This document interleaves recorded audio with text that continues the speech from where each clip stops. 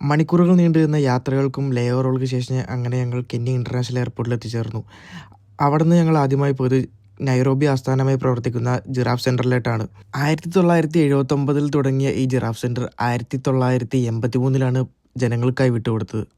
$10 ഇവിടുത്തെ ticket charge വരുന്നത്. ജിറാഫുകളെ വളരെ അടുത്ത് കാണുന്നത് നമുക്ക് അവർക്ക് ഫീഡ് ചെയ്യുന്നതിനായി ഇവിടെ നമുക്ക് സാധിക്കുന്നതാണ്. വംശനാശം നേരിടുന്ന ജിറാഫുകളെ സംരക്ഷിക്കുന്നതിനും അവയെക്കുറിച്ച് പഠിക്കുന്നതിനും ആണ് ഇപ്പോഴും ഈ ജിറാഫ് സെൻ്റർ സ്ഥിതി ചെയ്യുന്നത്. ആദ്യമായിട്ടാണ് ഞാൻ ഇത്രയും അടുത്ത് ജിറാഫുകളെ കാണുന്നതും അവയെ ഫീഡ് ചെയ്യുന്നതും.